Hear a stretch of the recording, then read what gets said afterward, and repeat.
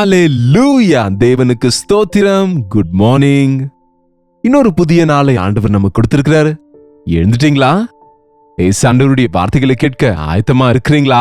ஜெபத்தை குறித்து இன்றைக்கு கடைசியாங்க. இந்த மாதம் முடிய போகுது. ஜெபத்தை குறித்த தியானத்தையும் இன்றோடு முடிக்கிறோம்.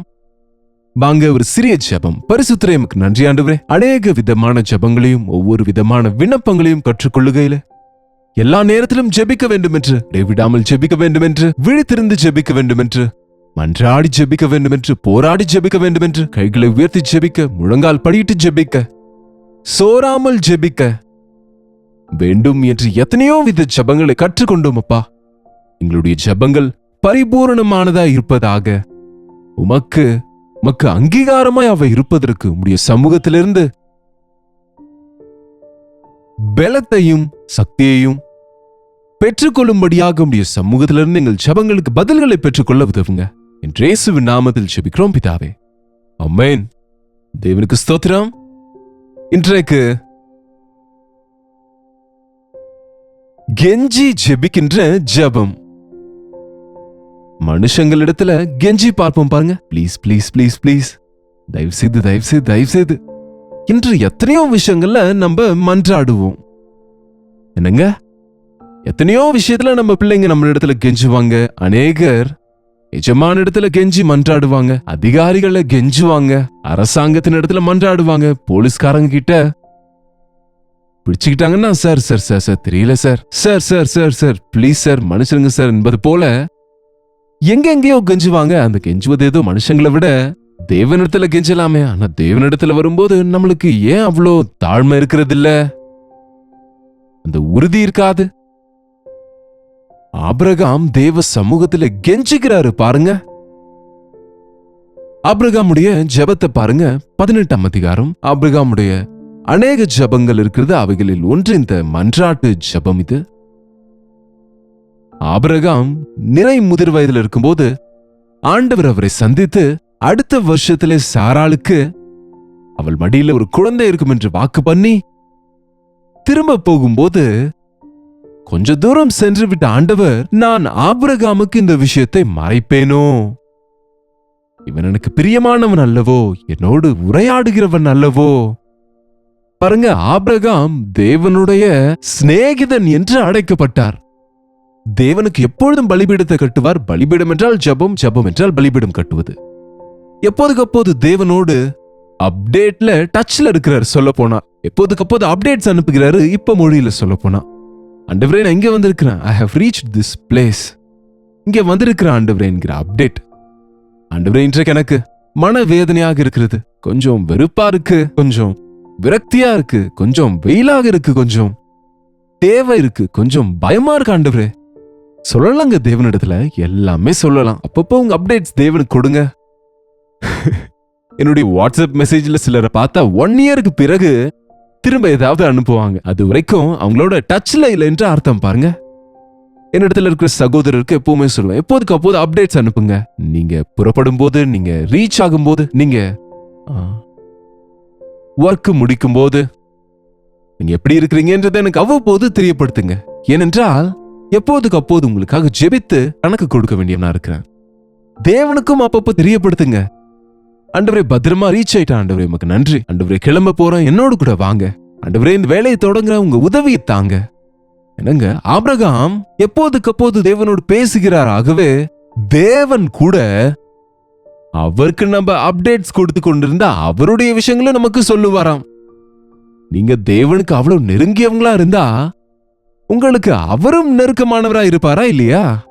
உங்க மனதை அவரிடத்துல நீங்க திறக்கும் போது அவர் தம்முடைய மனதில் இருக்கிற வார்த்தையை உங்களுக்கு சொல்லுவார். அவருடைய ரகசியம் அவர் பக்தர்களிடத்தில் இருக்கின்ற எழுதியிருக்கு.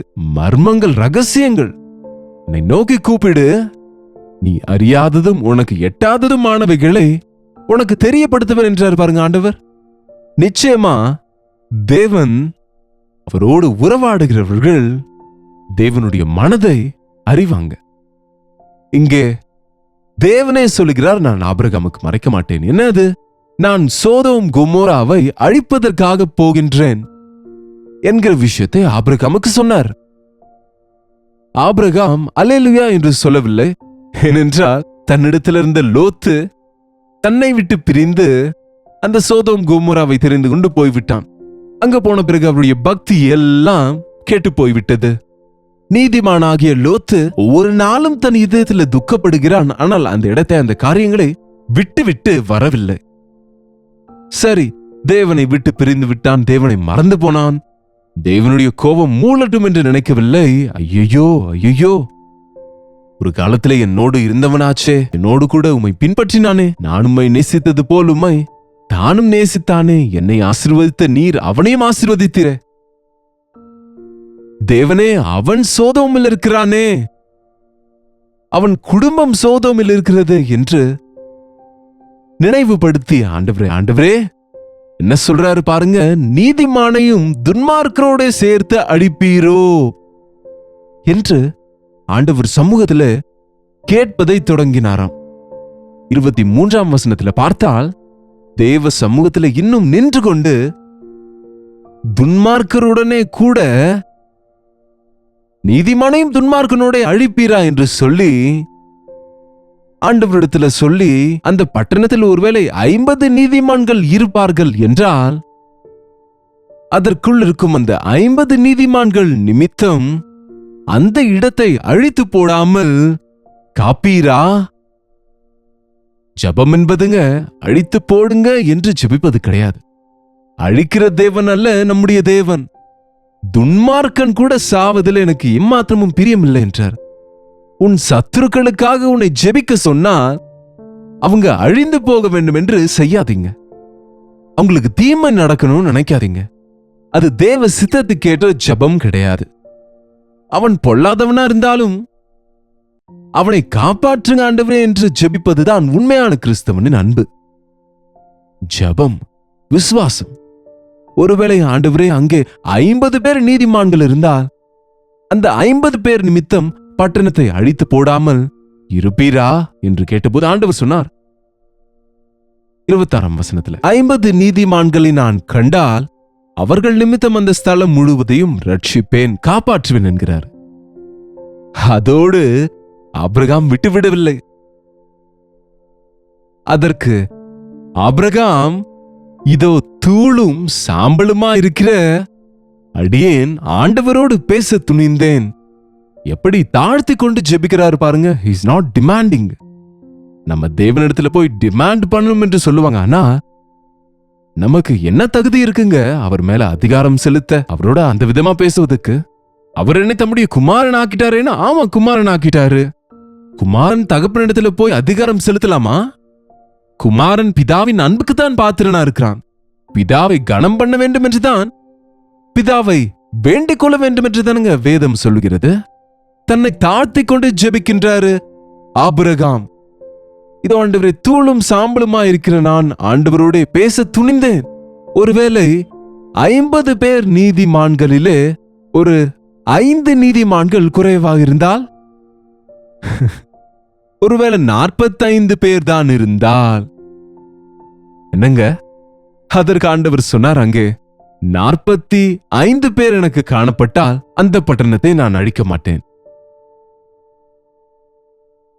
அவன் பின்னும் அவரோட பேசி லிட்டரலா கெஞ்சுகிறாருங்க. பாருங்க, நமக்கு எப்பயாவது பணம் அவசியமா இருக்கும்போது ஒரு 1000 ரூபாய் கொடுங்களேன் என்று கேட்போம்.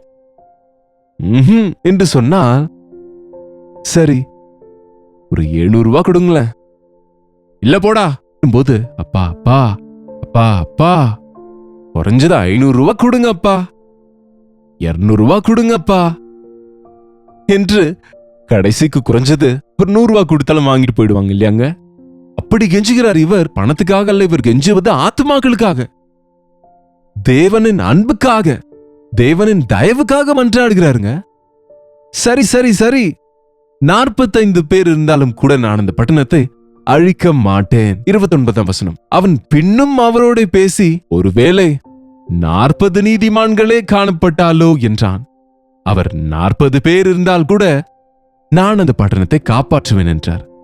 30ஆம் வசனம் பார்த்தால், அப்பொழுது அவன் ஆண்டவருக்கு கோபம் வராமல் இருப்பதாக, நான் இன்னும் இன்னொரு முறை பேசுகின்றேன். ஒருவேளை அங்கு 30 நீதிமான்களே காணப்பட்டால் 30 பேர் நீதிமான்கள் இருந்தா கூட நான் அந்த பட்டணத்தை அழிக்க மாட்டேன். 50லிருந்து 45க்கு வந்தாரு, 45லிருந்து 40க்கு வந்தாரு, 40லிருந்து ஒரு ஜம்ப் பண்ணி 30க்கு வந்துட்டாரு. இன்னும் தாழ்த்தி கொண்டு 30 பேர் இருந்தாலும் சரி, அந்த 30 நீதிமான்கள் நிமித்தம் அங்க இருக்கிற எல்லாரையும் காப்பாற்றும் என்றார் ஆண்டவர். இன்னும் ஒரு விசை பேசுகிறேன் என்று சொன்ன அவர் 31வது வசனத்துல, இதோ ஆண்டவரோடு பேச துணிந்தேன்.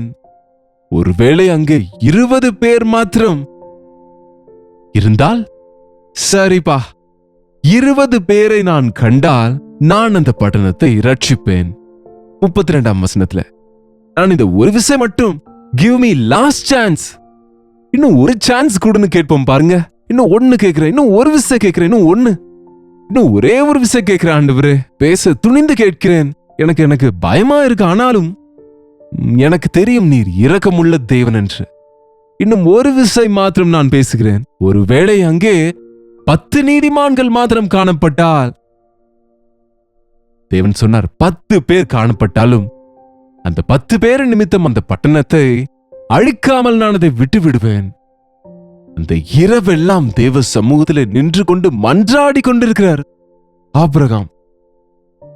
எப்போதாவது உங்க வாழ்க்கையில யாருக்காகவாவது ஒரு இரவெல்லாம் மன்றாடிய அனுபவங்கள் இருக்கா? என்னுடைய வாழ்க்கையில எத்தனையோ இருக்குங்க. முரட்டாட்டம் செய்கிறவங்களுக்காக, எதிர் திரும்புகிறவங்களுக்காக, வேதனைப்படுகிறவங்களுக்காக, தங்களை தாங்கள் அழித்துக் கொள்கிறவர்களுக்காக, ஒருவருக்காக ஆண்டவரே பொழுது விடுவதற்குள்ளே அவன் இருதயத்தை மாற்றுங்க, அவன் சூழ்நிலையை மாற்றுங்க, அவனுக்கு மனம் திரும்புதலை கொடுங்க. அப்படியே உட்கார்ந்திருக்கிறவன் உட்கார்ந்த இடத்திலேயே இரவெல்லாம் ஒரு துக்கத்தோடு, ஒரு வேதனையோடு, சில நேரம் சத்தமாய், சில நேரம் பெருமூச்சோடு, ஆண்டவரே ஆண்டவரே ஆண்டவரே இறங்குங்க இறங்குங்க இறங்குங்க இறங்குங்க இரக்கம் செய்யுங்க என்று செய்த ஜெபங்களுக்கு பதில் கிடைத்ததுங்க. நான் ஜெபித்தவங்க தேவனுக்காக வாழ்கிறாங்க, தேவனுடைய ஊழியத்துல பயன்பெறுகிறாங்க, தேவனுடைய பிரதிநிதிகளா இருக்கிறாங்க. ஆமாங்க, அழிந்து போகிறவர்களுக்காக நம்ம ஜெபிக்க வேண்டும். சுவிசேஷம் சொல்லணும், உண்மைதான். சுவிசேஷம் கேட்டவர்களுக்காக ஜெபிக்கணுமே, கேட்காதவர்களுக்காக ஜெபிக்க வேண்டுமே. கேட்டு கீழ்ப்படியாதவங்க எவ்வளவு பேர் இருக்கிறாங்களே. மன்றாடி செய்கிற, மன உறுதியோடு செய்யும், விசுவாசத்தோடு செய்யும், சோராமல் செய்யும் எல்லா ஜபமும் சேர்ந்து இருக்கிறது. ஒண்ணு மாத்திரம் இல்ல, கெஞ்சுகின்றார் தேவனை. எத்தனை விதமாய் மன்றாடுகிறாருங்க தேவனை, எல்லா விதத்திலும் மன்றாடுகிறாரு. குறைந்தபட்சம் 10 பேர் இருந்தால் பாவம் ஆபிரகாம் நினைத்திருப்பாரு, லோத்து நீதிமான் தானே, குறைந்தது ஒரு 10 பேரை சம்பாதித்திருக்க மாட்டாரா? குறைந்தது தன் மனைவி பிள்ளைகளை சம்பாதித்துக் கொண்டு அவர் குறைந்தது ஒரு 4-5 பேரை சம்பாதித்திருக்க மாட்டாரா? 10 பேர் இருப்பார்கள் நினைத்தாரை தவிர, ஐயா அங்கே ஒருவர் இருந்தா என்று கேட்டிருந்தால், நிச்சயமா ஒருவன் இருந்திருந்தால் கூட ஆண்டவர் அந்த ஒருவனின் நிமித்தம் நான் தேசத்தை அழிக்க மாட்டேன் என்பாரு. என்னங்க, திறப்பிலே நிற்கக்கூடியவன் ஒருவன் இருந்தால் அவன் நிமித்தமாய் நான் பட்டணத்தை காப்பாற்றுவேன் என்ற ஆண்டவர். எங்கேயாவது ஒருவன் இருக்கிறானா? உத்தமமாய் வாழ விரும்புகிறவன் எங்கேயாவது ஒருவன் இருந்தால் அவன் நிமித்தம் அந்த சர்ச்சை காப்பாற்றுவேன், குடும்பத்தை காப்பாற்றுவேன், அந்த சபையை காப்பாற்றுவேன், அந்த தேசத்தை காப்பாற்றுவேன் என்று சொல்லுகிறாரு. அப்படிப்பட்டவங்க 1-2 பேர் இப்படி கெஞ்சி ஜெபிக்கிறவங்க இருக்கிறதுனாலதான் இன்றைக்கு சில தேசங்கள்ல எவ்வளவு அக்கிரமம் அதிகரித்தாலும், எவ்வளவு அநீதி வளர்ந்தாலும், எவ்வளவா தேவனை துக்கப்படுத்துற தேசமா இருந்தாலும், அப்படிப்பட்ட தேசங்கள்ல இப்படியாக ஆபிரகாமை போல விசுவாசத்தோடு மன்றாடி ஜெபிக்கும், கெஞ்சி ஜெபித்துக் கொண்டு, மன்றாடி ஜெபித்துக் கொண்டு விண்ணப்பிக்கிற வீரர்கள் இருக்கிறதுனாலங்க. 10 பேர் கூட இல்லாத போது தேவன் அந்த பட்டணத்தை அழிக்க நேர்ந்ததை தவிர, ஆபிரகாமுக்கு கொடுத்த வாக்கு நிமித்தம் லோத்துவையும் அவன் குடும்பத்தையும் ரட்சிக்கும்படியா விரும்பினாருங்க. அவர்களை அவசரப்படுத்தினார், வெளியே வாங்க, தேவ கோபாக்கினைக்கு விலகி போங்கள் என்ற போதும் கூட பின்னுக்கு திரும்பி பார்க்க வேண்டாம் என்றால் பின்னுக்கு திரும்பி பார்த்து லோத்துவின் மனைவி உப்பு ஸ்தம்பமானாங்க. லோத்துவை தேவன் காண்பித்த பர்வதத்துக்கு போக சொன்னால் ஒரு குகைக்குள் போகிறேன் என்று வேண்டிக் கொண்டான். அந்த குகைக்குள்ள சென்று தேவனின் நாமத்துக்கு வெட்கத்தை கொண்டு வரும்படியாக அந்த சோதோமிலே வளர்ந்த குமாரத்திகள் குடிப்பதும் விபச்சாரம் செய்வதும் சர்வசாதாரணமா நினைத்த பிள்ளைகள் தேவன் நாமத்தை வெட்கப்படுத்தும்படி காரணமாயிட்டாங்க. ஜெபம் எவ்வளவு பேர் உங்களுக்காக செய்தாலும் நீங்க தேவனுக்கு கீழ்ப்படியாவிட்டா, நீங்க ஜெபிக்காவிட்டால், பாஸ்டர்ஸ் எல்லாம் உங்களுக்காக ஜெபித்தாலும், உங்க வீட்டார் எல்லாம் உங்களுக்காக ஜெபித்தாலும், உங்க அம்மா ஜெபிக்கிறாங்க, அப்பா ஜெபிக்கிறாங்க என்று சொன்னாலும், லோத்து ஜெபிக்கவில்லைங்க. லோத்து கீழ்ப்படியவில்லை. தன்னுடைய குடும்பத்தை அழித்துக் கொண்டான். தான் தேவனுடைய நாமத்தை வெட்கப்படுத்தி விட்டான். இன்றையிலிருந்து ஜெபத்தின் முக்கியத்துவத்தை நீங்க உணர்ந்து கொள்ளுங்க. ஜெபம் பண்ணுங்க. எல்லா விதமான ஜெபங்களை குறித்தும் நீங்க சென்று யூடியூப்ல வரிசையா ஒவ்வொரு ஜெபமாக கேட்டு ஒவ்வொரு நாளும் குறைந்தது 20-25 நாட்கள் நீங்க விசேஷமாக்கி ஒரு மாதம் முழுவதும் தேவ சமூகத்துல ஆழமான ஜெப வாழ்க்கையை பெற்று எல்லா விஷயங்களுக்காகவும் எல்லாருக்காகவும் எல்லா போராட்டங்களிலும் ஜெபத்தின் மூலமாக வெற்றி சாத்தியம் என்று ஜெயம் உண்டென்று விசுவாசித்து ஜெபம் செய்யுங்க. ஆசீர்வதிக்கப்படுவீங்க. ஜெபிப்போம். பரிசுத்தரே, அன்புள்ள தகப்பனே, எத்தனை பிரசங்கங்கள் ஜெபத்தை குறித்து சொன்னாலும், எத்தனை பேர் எங்களுக்காக ஜெபித்தாலும், எங்கள் முழங்கால்கள் உம்முடைய சமூகத்திலே பணியாவிட்டால், எங்கள் நாவு உம்மை அழைக்காவிட்டால், எங்கள் இருதயங்களிலே உம்முடைய ஆவின் காரியம் நடக்காவிட்டால், எப்படிப்பட்ட வெற்றியும் கிடைக்காது என்று உணர்ந்து கொண்டு உமக்கு முன்பாக சாஷ்டாங்கப்படவும் முழங்கால் போடவும் ஜெபிக்கவும் கற்றுக்கொடுங்க ஆண்டவரே. ஜெபத்தின் மூலமா எல்லாமே சாத்தியம் என்று உணர்ந்து எல்லா சூழ்நிலைகளிலும் எல்லா விதமான ஜெபங்களையும் மன உறுதியோடு செய்து விழித்திருப்பதற்கு உதவி செய்யும்படியாக இயேசுவின் நாமத்திலே ஜெபிக்கிறோம் நல்ல பிதாவே, ஆமென். நம்முடைய பிதாவாகிய தேவனுடைய அன்பும் குமாரனாகிய இயேசு கிறிஸ்துவின் கிருபையும் பரிசுத்த ஆவியானவருடைய அந்யோன்யமும் ஐக்கியமும் கூடி வந்திருக்கிற நம் அனைவருக்கும் இப்பொழுதும் சதா காலமும் துணையாக இருப்பதாக. ஆமென். தேவனுக்கு ஸ்தோத்திரம். உங்களுடைய ஜெப விண்ணப்பங்களை பாரங்களை எங்களுக்கு நீங்க தெரியப்படுத்த 8939801234 என்கிற எண்ணிற்கு நீங்க ஒரு டெக்ஸ்ட் அல்லது வாய்ஸ் மெசேஜ் மூலம் வாட்ஸ்அப் அனுப்புங்க. உங்களுடைய பட்சத்துல நாங்க ஜெபிக்கிறோம். நீங்களும் தொடர்ந்து ஜெபிங்க. அப்பதான் தேவனின் அற்புத காரியங்கள் நடக்கும். கர்த்தருக்கு சித்தமானால் நாளைக்கு இதே நேரத்துல அனுதின தியான நிகழ்ச்சியில கர்த்தருடைய வார்த்தையோடு உங்களை மீண்டும் சந்திக்கிறேன். அதுவரை கர்த்தருடைய கிருபை உங்களுக்கு துணையாக இருப்பதாக.